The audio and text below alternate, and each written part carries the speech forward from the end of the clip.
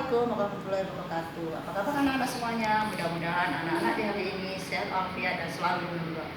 Anak-anak, hari ini adalah bulan Ramadan, hari ketiga kita berpuasa. Mudah-mudahan anak-anak di hari ini semuanya berpuasa. Nah, setelah anak-anak berpuasa, walaupun kita berpuasa, anak-anak kita tetap belajar, tetap semangat walaupun di bulan puasa. Nah, sebelum pembelajaran dimulai ya anak-anak, silakan anak-anak berdoa. Doa belajar anak-anak. Silakan berdoa di rumahnya masing-masing anak-anak. Ya, anak-anak, hari ini kita akan belajar tema 5H, lingkungan sahabat kita, subtema 3, usaha pelestarian lingkungan, pembelajaran 3 dan 4. Kenapa pembelajaran 3 dan 4, Nak? Pembelajaran 3 dan 4 berhubungan masalah ekonomi. Pengaruh kegiatan ekonomi terhadap kesejahteraan masyarakat. Ada 3 anak-anak pengaruh kegiatan ekonomi. Pertama adalah produksi, distribusi, konsumsi. Apa yang dikatakan dengan produksi anak-anak? Produksi adalah bahan mentah yang diolah menjadi bahan setengah jadi atau menjadi bahan yang jadi. Setelah diproduksi akan masuk kepada distribusi. Setelah bahan jadi menjadi bahan setengah jadi, distribusi anak-anak menyalurkan barang dan jasa kepada konsumen.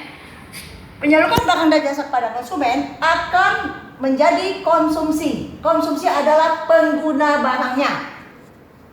Kemudian konsumsi memanfaatkan atau memakai menggunakan barang atau jasa untuk memenuhi kebutuhan hidup kita sehari-hari. Kemudian kita perhatikan juga anak-anak hal-hal yang harus diperhatikan dalam membuat peta pikiran. Nah, peta pikiran selalu berulang-ulang anak-anak.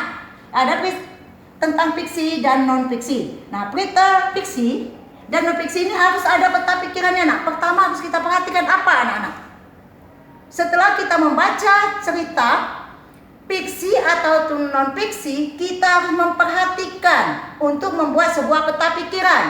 Pertama, kita lihat dulu apa judul dan tema yang kita bahas. Kedua, dari kalimat tema utama akan muncul tema turun-temurun. Maksud turun-temurun adalah per paragrafnya 1, 2, 3, dan 4-nya anak-anak. Kemudian yang ketiga, hubungan antara setiap tema tersebut. Keempat, gunakan huruf kapital. Maksud menggunakan huruf kapital pada peta pikiran adalah pada pangkal-pangkal kalimatnya. Misal, halnya saja. Kemudian yang hanya yang kita gunakan. D-nya yang besar atau kapital. Dalamnya. Jadi dalam membuat peta pikiran ada menggunakan huruf besar atau kapital. Sebenarnya huruf kapital anak-anak. Jadi memperhatikan gunakan huruf kapital. Berarti pada judul atau depan-depannya saja. Kita masuk kepada faktor-faktor yang mempengaruhi kegiatan masyarakat. Kegiatan masyarakat, perekonomiannya harus kita kondisi geografis. Apa kondisi geografisnya anak-anak?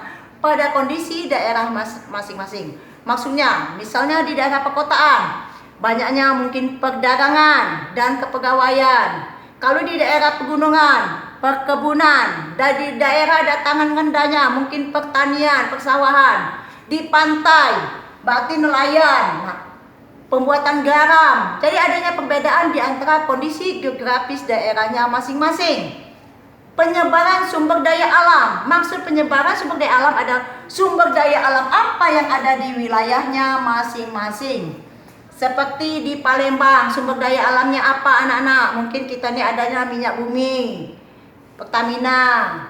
Kemudian mungkin perikanan. Kalau perikanan itu adanya di daerah pantai. Jadi penyebaran sumber daya alam di daerahnya masing-masing. Ketiga adalah kebutuhan masyarakat untuk memenuhi kebutuhan sehari-hari. Nah, kebutuhan masyarakat ini apa yang kita butuhkan? Mulai dari kondisi geografis, penyebaran, dan kebutuhan masyarakat ini hasil dari pengaruh kegiatan ekonomi.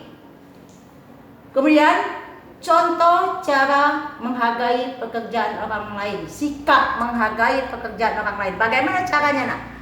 Contohnya, pada saat kita naik angkot.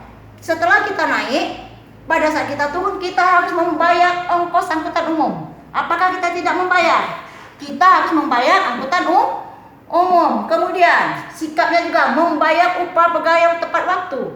Nah, pada saat tanggal berapa kita harus membayar, harus kita bayar upah. Mungkin apa tanggal 1 atau pegawai pada buruh harian adalah dibayar setiap minggu, ini harus tepat waktu sebaiknya. Ketiga, memberikan penghargaan pada usaha orang lain. Penghargaan dengan cara bagaimana? Mungkin kita dengan cara membelinya atau bagaimana menghargai usaha yang dilakukannya. Keempat, melakukan persaingan secara sehat. Maksud melakukan persaingan secara sehat adalah dalam suatu bisnis kita saling menghargai secara sehat bagaimana kita menggunakannya. Nah, anak-anak, hari ini bagi anak-anak yang belum mengerti silakan bertanya kembali melalui japrinya masing-masing.